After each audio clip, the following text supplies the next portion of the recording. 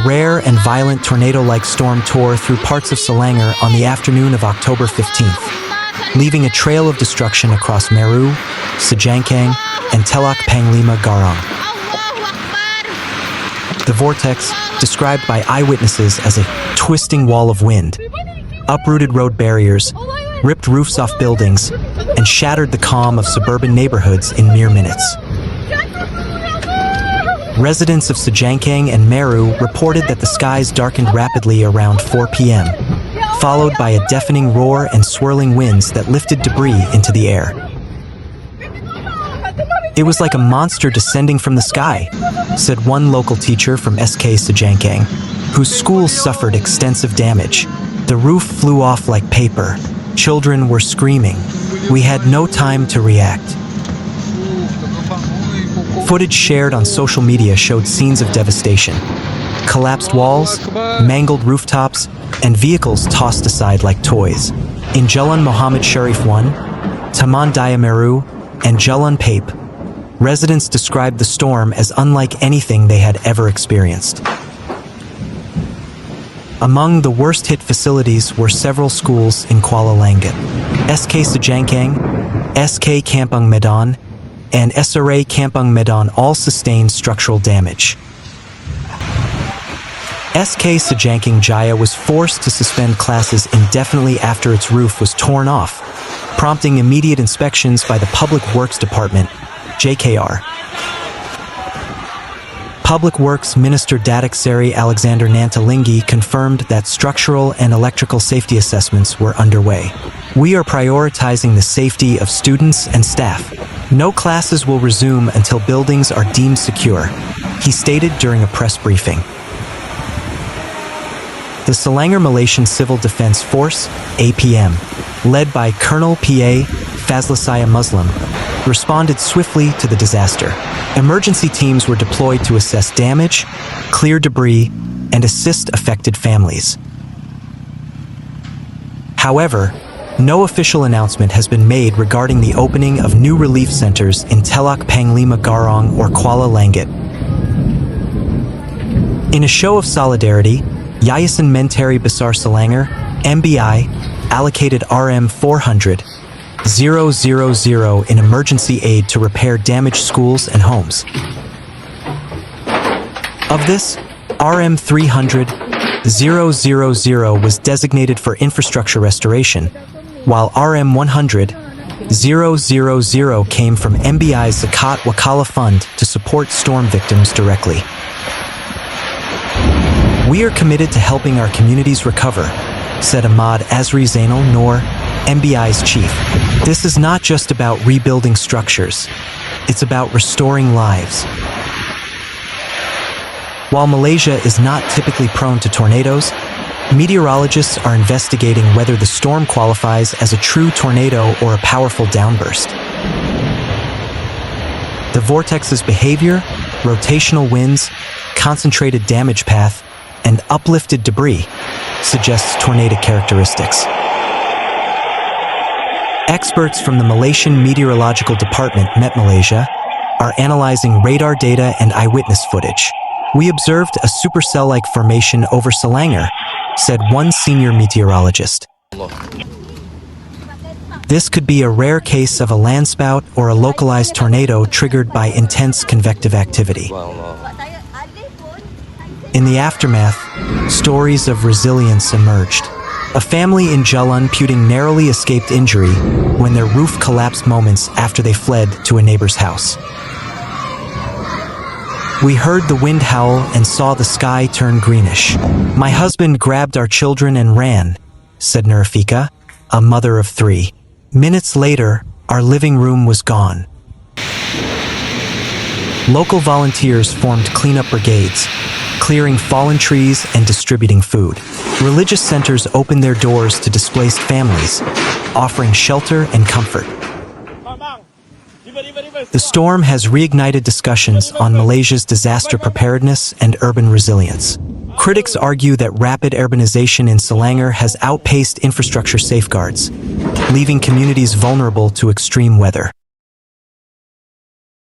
Environmental advocates are calling for updated building codes, improved drainage systems, and early warning protocols. This event should be a wake-up call, said Dr. Frida Hassan, a climate policy expert. We need to treat climate anomalies as part of our new normal. The Selangor state government has pledged to review its emergency response framework and invest in disaster-resilient infrastructure.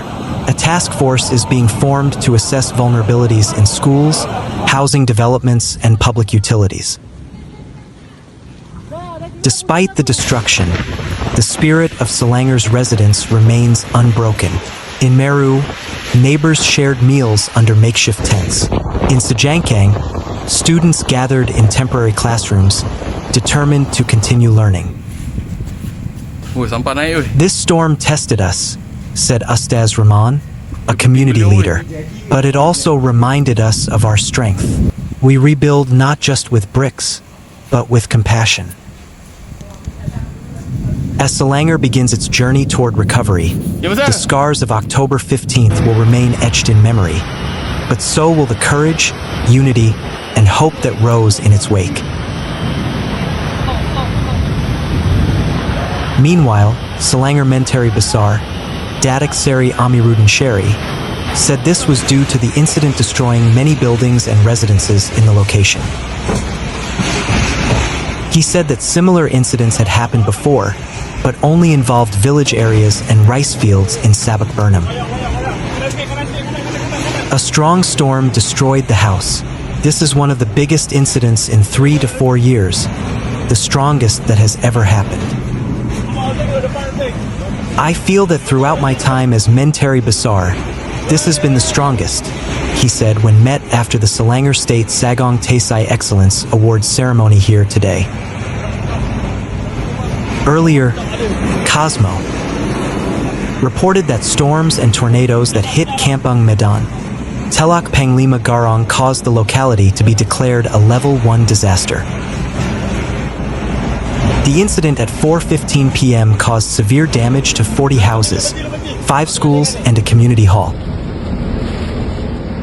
Amiruddin said he received a report that the cost of repairing the Kampung Medan Religious Primary School, SRA, was estimated at Rm 200,000 to Rm 400,000. Regarding the damage to houses, we look back at how many houses were affected by that very scary event. Tomorrow I will get the figure, total amount of losses. A statement will be made after the State Executive Council, MMKN, is over to explain follow-up measures regarding disasters other than influenza and several cases that occurred in schools, he said. He explained that the Selangor Menteri Besar Foundation, Incorporated, MBI, has channeled Rm 400,000 for disaster relief involving schools so far. For the victims, we already have an allocation under the disaster fund for Rm 500 per house. However, I think the value is more. We will look at other support later because this time the impact is very bad, he said. A woman and 9 school children were injured in a tornado-like storm in Sejangkang Jaya in Telok Panglima Garong, Selangor on Wednesday. According to the Assistant Director of the Operations Division, Selangor Fire and Rescue Department, JBPM, Ahmad Muklis Mukhtar, his department received a call regarding the incident at approximately 4:24 p.m. on Wednesday. A team of firefighters from the Sri Analas Fire and Rescue Station were rushed to the scene. The operations commander reported an incident involving the collapse of the Sejangkang DUN Coordination Office building, where a 51-year-old female victim was trapped under the rubble. The victim is conscious. Rescue work is being carried out by firefighters on duty, and at 5:05 p.m., the victim was successfully removed and suffered injuries to his waist and thigh. The victim was then handed over to the Ministry of Health for treatment.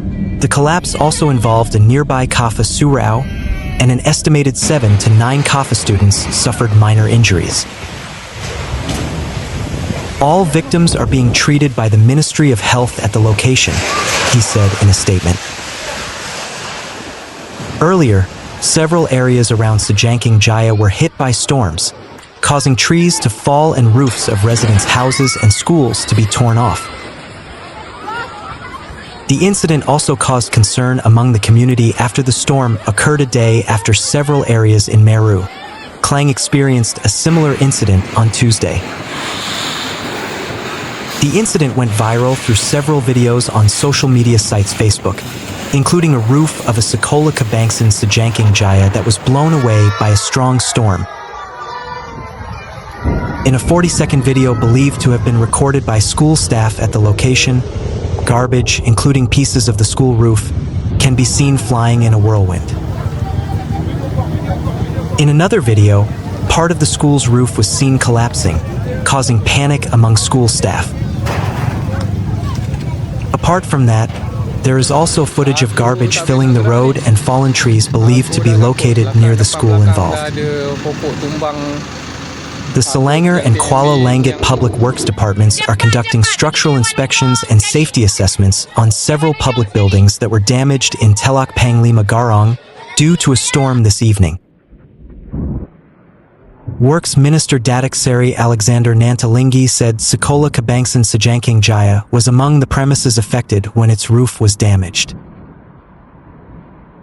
The Selangor Public Works Department's Electrical Engineering Branch is also conducting inspections of the affected building's wiring system as an initial step to prevent accidents. He said the new blocks under the high-density schools program that were recently handed over also suffered minor damage to the roof covering. The contractor was instructed to carry out immediate repairs to address the damage. JKR is preparing an estimate for cleanup work and asset protection to prevent more serious damage.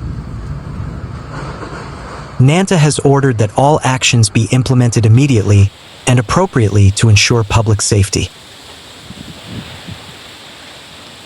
He also expressed his sympathy to the victims of the Sejangking State Legislative Assembly Coordinating Office Building collapse incident at Dewan Wawasan Kampung Medan. So far, one woman has been injured after being trapped under the rubble and was successfully rescued by firefighters before being handed over to the medical team. Several students were also reported to have suffered minor injuries when the collapse occurred at the Kilas Al-Quran and Fardu Ain Suraus near the location of the incident. He advised the public to stay away from affected areas to avoid any untoward incidents.